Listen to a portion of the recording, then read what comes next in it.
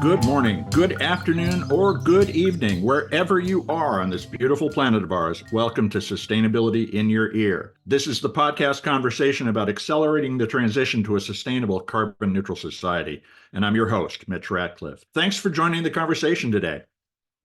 Over the past 23 years, our guest, Peter Fusaro, has been a leading force in the green economy. His very exclusive Wall Street Green Conference has been a hot ticket for investors and executives looking for sustainable paths forward. And this year marks a milestone as the Wall Street Green Conference will go global with the Wall Street Green Digital Summit on October 15th, 2024. This 12-hour marathon online event will bring together practitioners, investors, and green thinking startups from around the world through a virtual platform. The show will take place on a rolling schedule from Singapore to Saskatchewan and Sydney to Seoul. The summit will showcase groundbreaking products, services, and ideas aimed at helping the planet and the green economy thrive.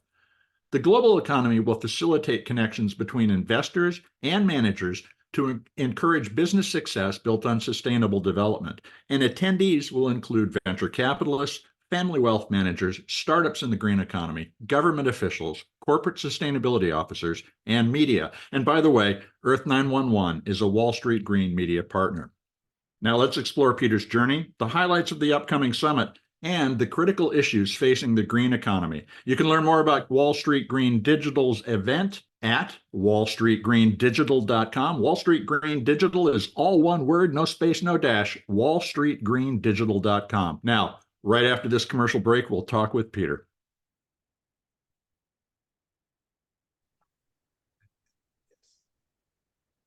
Welcome to the show, Peter. How are you doing today? Very well, thank you, Mitch. Well, hey, thank you for taking the time to talk with us today. You've been a leader in the green business discussion for 23 years ago. What was it that possessed you to start Wall Street Green, the conference, back in 2002? Well, a nice lady came to me and said, we got to do a conference on megawatts, which was a typo, as many people think, from Amory Lovins. And I said, no, that's just too narrow, having a conference only on energy efficiency. So we broadened the topics into renewable energy and carbon. So it really was three legs of a stool, which we did for about 10 years. And I called it the triple convergence. And we've seen, ebbs and flows in carbon markets. We've seen renewables, cost reductions of 95% for solar, so more deployment. Some things take time to gestate. But what I like to do, and I've had about 9,000 people come to the summits, is convene. We want people to meet other practitioners with solutions to climate, not theory. We don't really bring in academics or government officials. It's folks in the field that are doing many different things with technology and finance. Well, what are some examples of the types of investors and companies that have attended the conference over the years, the physical conference in particular?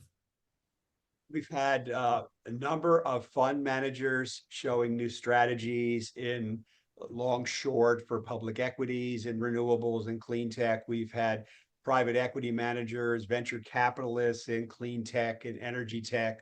We've had a number of family offices come. Why? To learn about new ideas for investment opportunities. We've had a lot of corporates come over time. I look at corporates a little differently. My lens is they'll be buying the technology companies. They will not be creating the technology companies. I call it the big pharma model because they really are risk averse. And really, I'm very engaged in startup land. I call it, there are 78,000 startups in the United States. Yeah. We are pretty risk tolerant culture. And so a lot of these startups eventually will be revenue generating, commercializing, and then acquired and trade sales by big corporations. I don't see a very active IPO market. That's an area that I've seen a lot of activity, is this growing consolidation, not just of the green economy, but of the economy as it knits itself together in this new global and local combination. How do you envision the future of corporate participation in society? Is it like Neil Stephenson imagined, that there be two or three major corporations battling for control of the planet? Where do you see us going in that way? Not quite that bad, but I've always said the irony of deregulation, specifically in the electric utility industry, was consolidation. This Mhm. thing was going to be more competition. It's actually less competition. We've seen a lot of mergers and acquisitions, even recently again in the oil and gas patch. And so what I see is more consolidation, more globalization, and it's not one size fits all, but more strategic investing.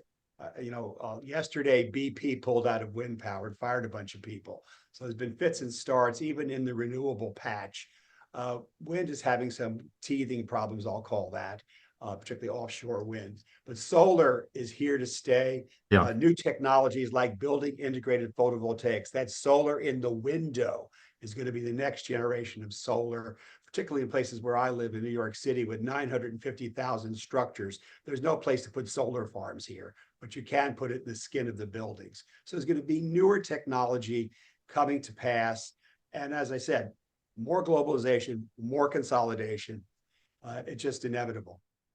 How do you see the major tech platform companies playing in that space at this point? Because of course, all of them have very aggressive sustainability goals.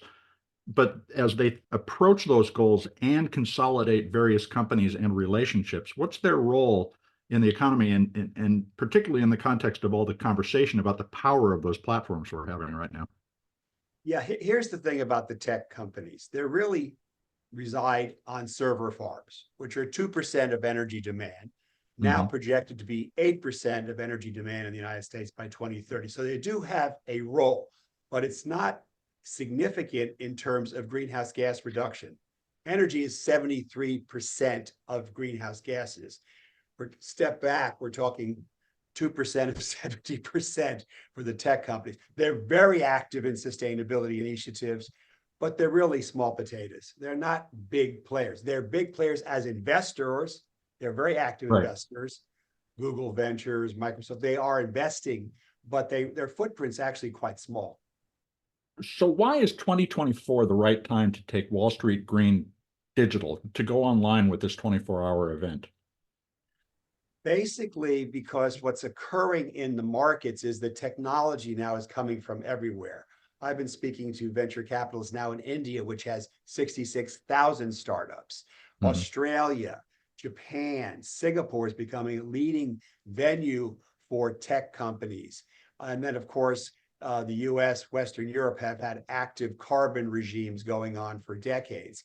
So there's a lot of movement globally now, east, west, and north, south, to industrialize, to basically leapfrog better technologies. We saw the same thing with cell phones when people didn't have to go to landlines, they went to cell phones. Same thing's going to happen. We have an energy deficit of about 1.3 billion people without electricity.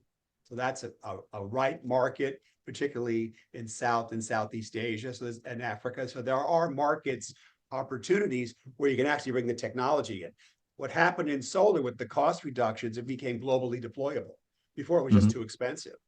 And the game, as a friend of mine calls it, bending the cost curve.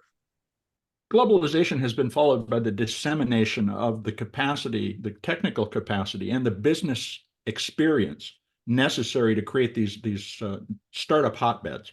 Silicon Valley is no longer the center of innovation globally. It's just one big island. How, as we develop a green economy, do you envision geopolitical power changing? Are we going to fall behind as a country in the United States because we're not making as aggressive as investments as other parts of the world potentially? Well, that's not really true. I mean, the number I saw last week for decarbonization of the global economy will be $250 trillion by Mhm. 2050. The spend last year was $1.7 trillion. So do the math. We have a long way to go on really changing the world to a sustainable future. It's going to take a lot of time. Secondly, I don't see the US falling behind at all. In fact, I can make an Okay. argument. New York City has become a climate tech center. It's a Mhm. hub. Not only do we have an event called Climate Week, which is 600 events in September, but we have a new university, Cornell Tech on Roosevelt Island. We have another climate school growing on Governor's Island. They're putting money into the Brooklyn Army Terminal as a climate tech incubator and accelerator. So what we have here is an ecosystem. We have finance, we have media, we've got legal, and now we have tech, which you wouldn't think of New York City as a tech center, but New York City is number 2 in venture capital in the country, number 2. So there's a lot of capital that comes here. And it's encouraging to hear that assessment, because too often we do hear that we're just not taking action. Can you characterize at the broadest level, obviously, how far you think we are as an industry or as a business community toward a sustainable or regenerative approach to conducting our business? The low-hanging fruit was operational efficiencies. Most companies have already done that. The harder lift is actually deploying new technologies in the supply chain to start measuring what we're emitting. Methane is getting a lot of ripe technology opportunity because methane is about 80 times the carbon intensity. CH4 is the molecule, and we're starting to see a lot of activity there. It's important because it's additive to greenhouse gas emissions, much more than carbon dioxide. So I'm seeing like patches. It's not one size fits all. I see a lot of activity in carbon capture and storage, but that is very long dated and very expensive. The real game is, how do I make the batteries from different materials that don't emit heat? So like lithium ion. I heard about lithium iron batteries. I don't know much about that. I just learned that this week. So, I worked on the Prius with Toyota 27 years ago. And so I'm a big advocate of hydrogen fuel cell vehicles. There you got the problem of no infrastructure and cost. It's $10 to $12 a kilogram. Got to get it down to about $2, and there's no infrastructure. So all the original equipment manufacturers on the planet can make hydrogen fuel cell vehicles, but there's no market. So you have to build the market. It's going to come. And the reason that's important, although EVs are kind of crowding out the space now, is that EVs are using electric power, some of it generated by coal. Yeah. People don't understand it's not clean. I think clean coal is an oxymoron, actually. Oxymoron might be putting it lightly. It may just be a plain old lie. But as you say, we are in the process of instrumenting our economy so that we understand the impact that it has. But as we measure those impacts become commodified themselves. In other words, the green transition is going to be accompanied by the financialization transition even more deeply than it currently is. And you, as you put together Wall Street Green Digital, you have a capital introductions program. Tell us about how you're connecting money to create those opportunities to measure and commodify sustainability. What happened was my friends in the hedge fund industry actually built a technology platform for what's called capital introductions to hedge funds. They offered that to me. They're my partner, full disclosure, Hedge Connections, their name, out in Bend, Oregon. And what I've set up is 22 verticals in climate tech. So investors, and there are 12,000 accredited investors on the platform already, but I want to broaden this to strategic investors, family offices, sovereign wealth on one side. So they get on for free because they're the ones deploying capital. The startups, of which I've mentioned, the 78,000 in the US, the 66,000 in India, there's another company in Singapore is running 1,000 startups. So I'm looking even like get 10% of that audience and bring them on board. All I'm doing is making meetings. Folks get meetings. Anyway, the point is people can choose what investment you're interested in, be it energy storage, aquaponics, carbon capture and storage, e-mobility, et cetera. And I was at an event yesterday speaking, and every single hub, like there's something called the Blue Haven hub up in New Haven, Connecticut now, they all said, I like this idea because and the VCs like it because I'm going to feed them. Because this will be basically an incubator of incubators, because we're talking about investments from 50,000 to 5 million, very early stage, pre-seed, seed, up to A round. So I kind of fell onto a winner. And here's the other thing. There are competitors, which is very good. It's good to have competition. I'm also been a judge in the Clean Tech Open for the Northeast for several years. And then they always come and say, startups say, we have no competitors. That's never true. They always have competition. Yeah. So I actually think I'm onto something bigger. So what I've got this week, I've got a guy scraping through AI a lot of the companies. And I've just brought an intern on from China. She's in Shanghai right now, an NYU student. And some of this has to be manual, most will be automated. But if you think about addressable market, at least, let's just say 250,000 startups globally, at least that much. And I'm touching Israel, I'm touching the UAE, Singapore, Europe.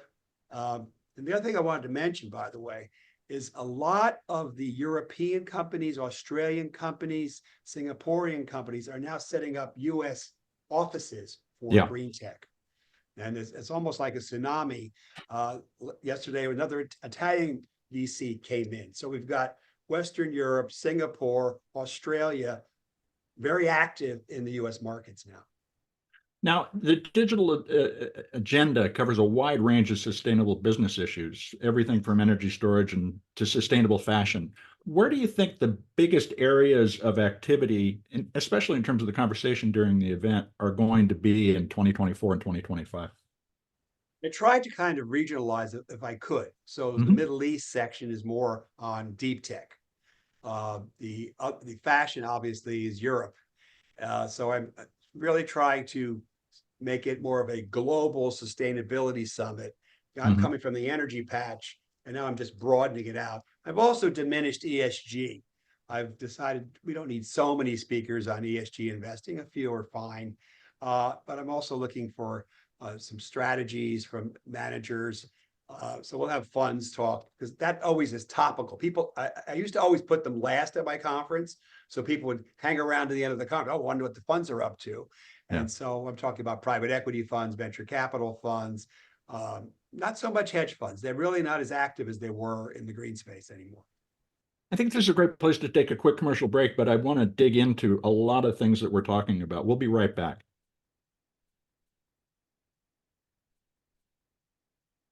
Now let's get back to our conversation with Peter Fusaro, who is founder of the Wall Street Green Conference and host of the upcoming Wall Street Green Digital Conference, a global event that's going to be taking place on October 15th, 2024.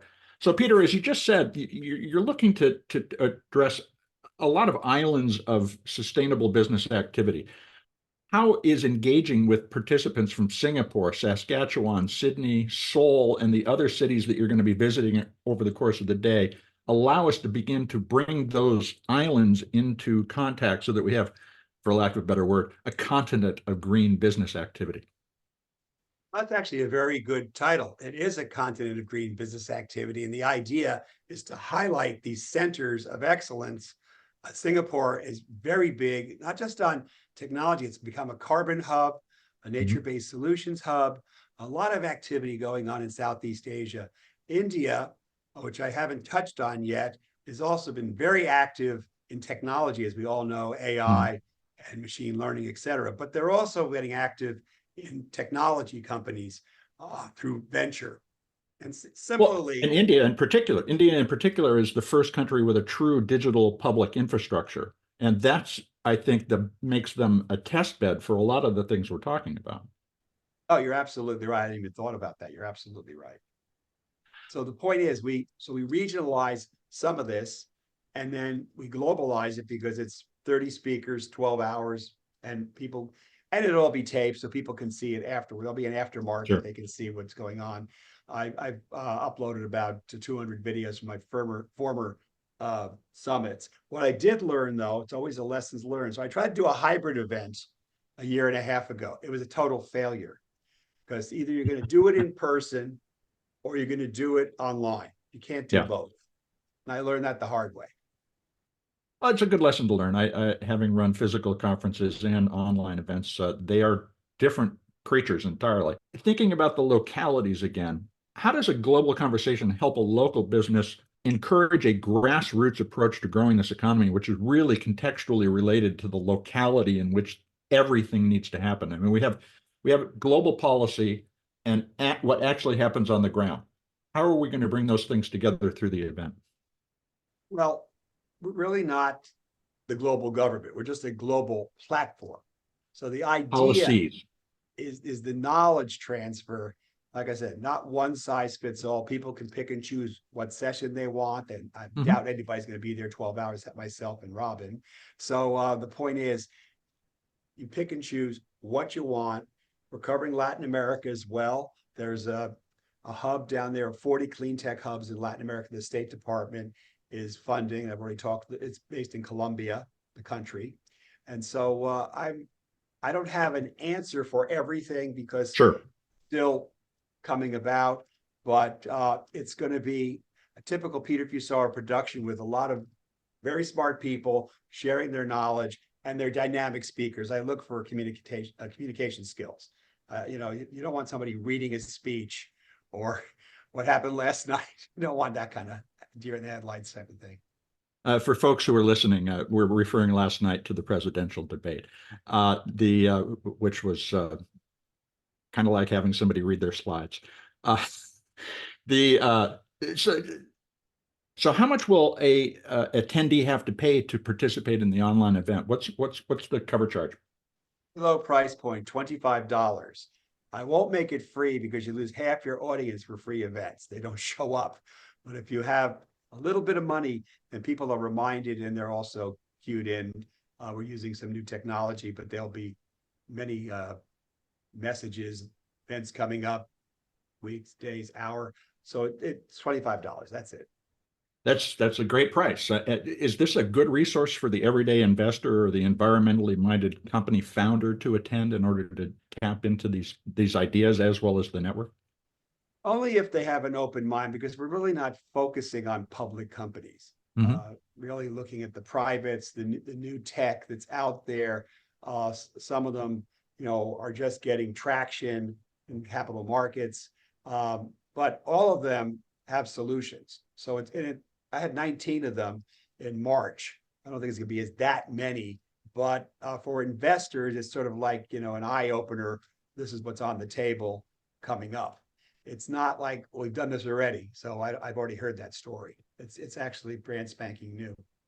Well, you mentioned that we already have about 250,000 startups around the world. As work evolves, because of the connectivity that we have now, AI and other things that allow individuals or small groups to do so much more, do you envision a world in which a job becomes kind of passé and starting a company, which might be a service provider to another company or a group of companies, is the norm? How do you imagine? And that's the question for the individual investor, is they're also thinking about their own prosperity. It's really hard to say because we don't really understand the model of working at home and working in the office. And obviously, today, Midtown Manhattan's barren. I mean, who's here are tourists, 66 million tourists, but very few office workers. So I don't know the happy medium. One CEO I've been talking to is thinking maybe bringing people back Tuesday, Wednesday, Thursday in the office. Yeah. Many years ago, they gave me a laptop in 1989, so I became portable. And then when I was a consultant to Bloomberg LP, they gave me something called the Traveler. I had the entire Bloomberg in a box. Yeah. It's now in the Bloomberg Museum. I was the first one, so I go around the world with the Bloomberg. I quit my first job to become a digital nomad 31 years ago. So, it made no sense. Why, with a laptop and the internet, to sit in an office? But today, the world comes to you through that laptop or just a phone. Through your phone.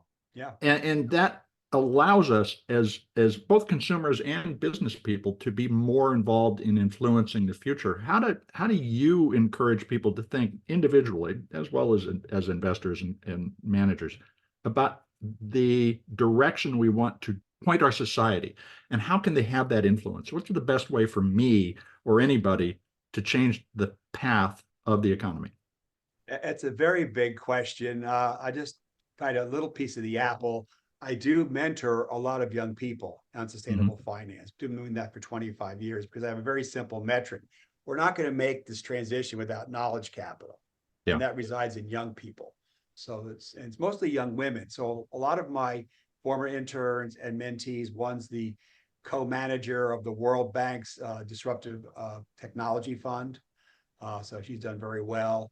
I keep in touch with another one, has a company called Hevo Power, which is wireless recharging of EVs. He Mhm. actually made me sign an NDA in my classroom at Columbia, and we launched the company there.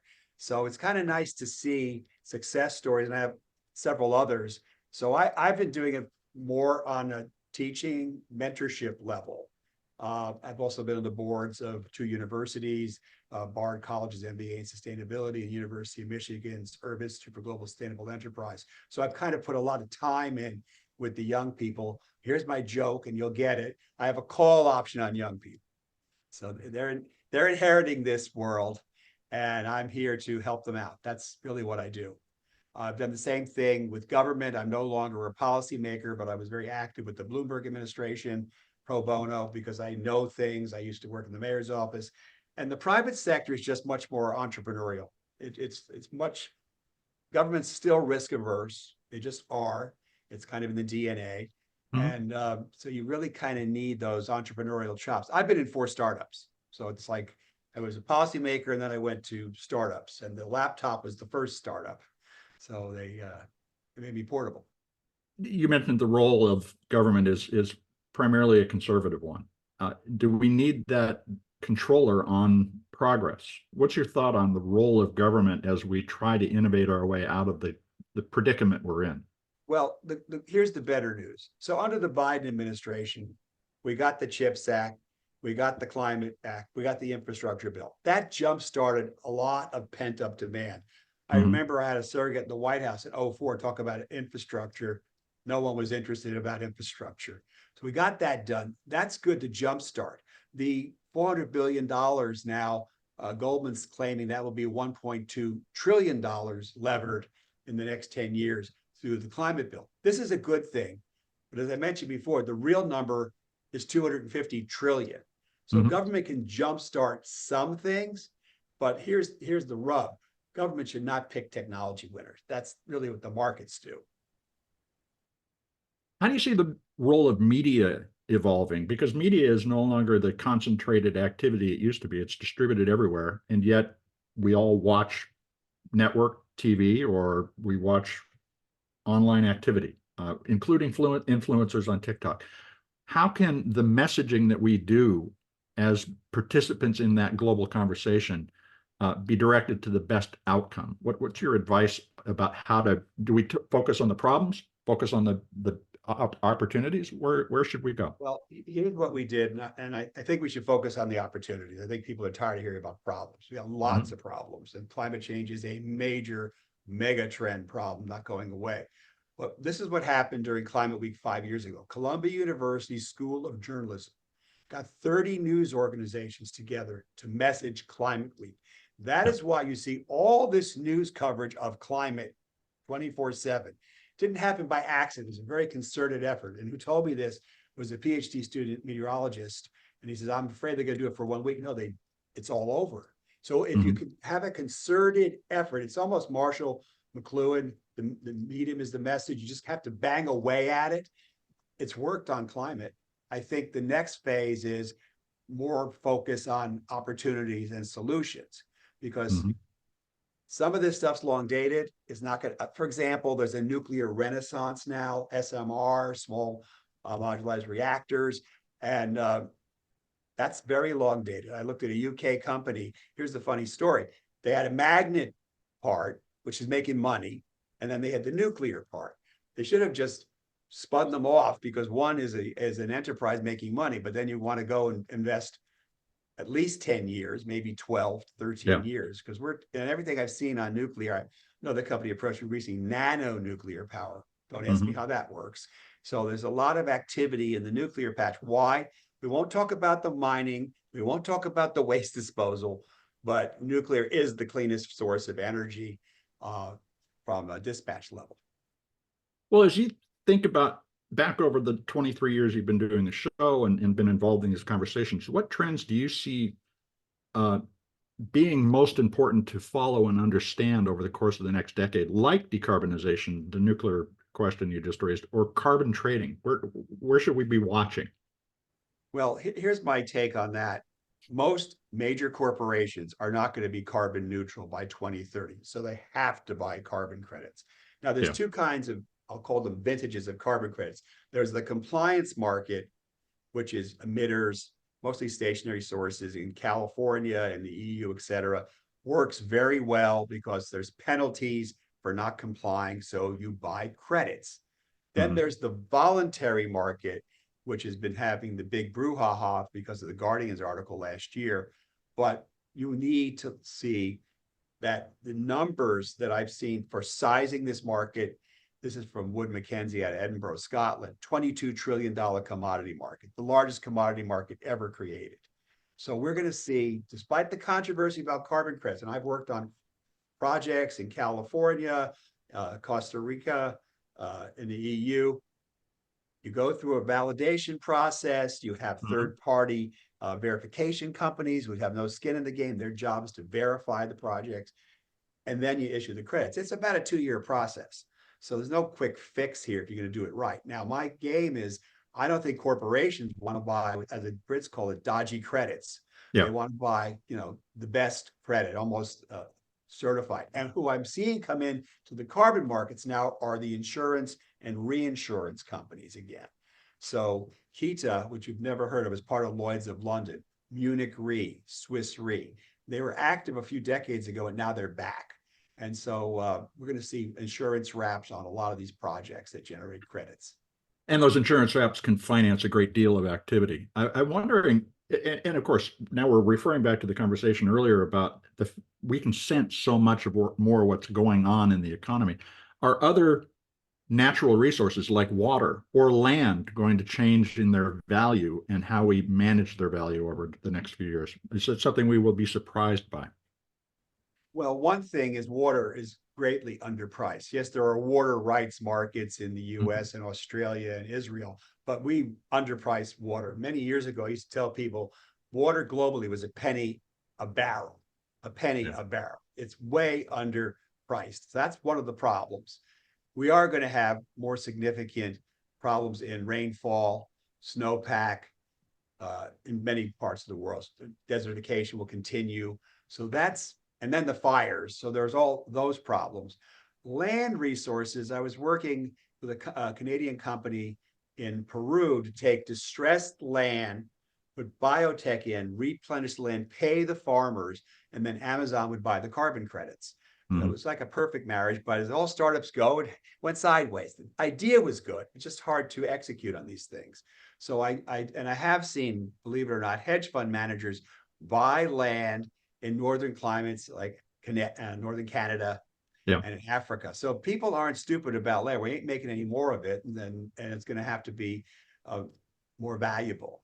Now, for cities, it's a totally different metric. I think the game there is buildings. New York City, 75% of greenhouse gases are buildings, not cars, trucks, and buses and taxis. So it's really a different metric. So there we're seeing new technologies. These used to be called energy management systems. So Yeah. now we have smarter buildings. Yeah. People are still leaving the lights on, their computers on, things like that, are very simple things, occupancy sensors, but they're getting a little more sophisticated now on actually measuring the carbon in the buildings. That's the next market for decarbonization. And so, how do you see the role of digital twins? In other words, virtual models of a building that knows everything going on in the building so that you can think about the impact of turning off those computers and turning off the lights at night and project the benefit, financial benefit of it, including the carbon credits that can be generated. Is that an area where there's a lot of entrepreneurial opportunity? Yeah, I'm actually on an advisory board of a digital twin company in San Francisco. So yes, I think this is another great application. Makes a lot of sense to model and measure because if you can't measure and manage, you're nowhere. So the MRV market is also getting a lot of satellite imagery. We're Mhm. starting to see better thinking there. There's a French company called Kairos who's spoken at my event twice. They're not buying and launching satellites. They are buying capacity, much smarter Yeah. play. And they have done very well in the energy patch. So they monitor like the Saudi industry for leaks of methane. Mhm. And you can obviously have the same technology for agriculture. So I just think that, it's my trinity is energy, food, and water. Energy is a $6 trillion business. Food's a $5 trillion business. Water is a $3 trillion business. And that's where a lot of those technology applications are going to go. So my last question is, what advice would you give to a young entrepreneur who's thinking about entering any one of those markets? Where would you place your bet and how would you do it? Two things, and I've done this with companies I'm on their advisory board. Get a strategic investor on board. So one of my companies is a reversible fuel cell company in Ohio. They got Shell Game Changers there. Why? Because you get alignment and they have greater resources than startups. That's the first thing. It's quite important. Second thing is really be more cognizant. And I've been a mentor. It's called Entrepreneur in Residence for Columbia Tech Ventures. And I've done that for 7 years. A lot of these companies have to look at addressable market, have to look at competition. I mean, I'm still a judge in the clean tech open in the Northeast, and I've seen people come out of MIT and we've got the greatest solution. Well, maybe you got a solution for there's no problem. You know, it's kind of a disconnect. So I think do your homework. The other thing smartest thinking I've seen is get some C-suite experienced serial entrepreneurs as mentors or advisors. I'm also looking at fractional CFOs, things like that. Are important because they have been to the rodeo before and they can help these tech entrepreneurs along. So, Peter, tell us, how do we get involved and participate in Wall Street Green Digital on October 15th?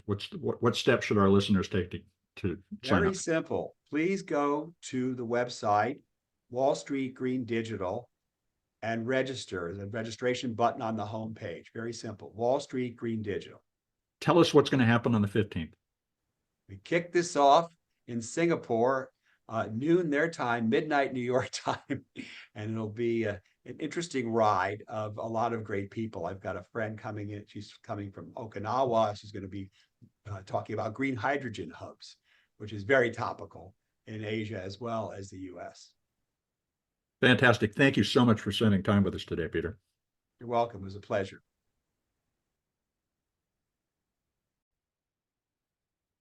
That was my conversation with Peter Fusaro. He's the founder of the Wall Street Green Conference, and he's going to be hosting the first online version of that event, Wall Street Green Digital, on October 15th, 2024. You can sign up to attend the 24-hour virtual conference that's going to feature speakers from cities around the world at wallstreetgreendigital.com. Wall Street Green Digital is all one word, no space, no dash, wallstreetgreendigital.com. Energy, food, and water. Peter named the foundations of human society, what we work to make available to ourselves and to our neighbors so that we can each live a peaceful and prosperous life. And each of these essential commodities are seeing rapid and often unsettling change, and the world order, which was built on petroleum, coal, and gas, is already giving way to a new regime of clean, renewable energy. As we measure more human activity, we can create powerful financial incentives to move from wasteful to sustainable, efficient lifestyles and business practices. The question is who will establish the rules and create the incentives for these new markets. That question will not be settled by one government or one industry because the world is too interconnected and tuned into these issues to allow them to make those decisions on their own. Instead, there's a great negotiation underway, and it's led by innovators and policymakers who ultimately answer to every individual citizen when they make a choice at the grocery store, a car dealership, in the voting booth, or at home each and every day. It's time to learn as much as you can and jump into that debate. I'll be attending the Wall Street Green Digital Conference to hear and talk with a global audience about the many paths forward, and I encourage you to take a moment and check out that event. And I also hope you'll take a moment to share this podcast or any of the more than 480 interviews that we produced on sustainability in your ear with your friends, your family, or your coworkers. Writing a review on your favorite podcast platform helps your neighbors find us. Folks, you're the amplifiers that help us spread more ideas to create less waste. So tell everyone you meet that we're available on Apple Podcasts, Spotify, iHeartRadio, Audible, or wherever they get their podcasts. Thanks for your support. I'm Mitch Ratcliffe. This is Sustainability in Your Ear, and we will be back with another innovator interview soon. In the meantime, folks, take care of yourself, take care of one another, and let's all take care of this beautiful planet of ours. Have a green day.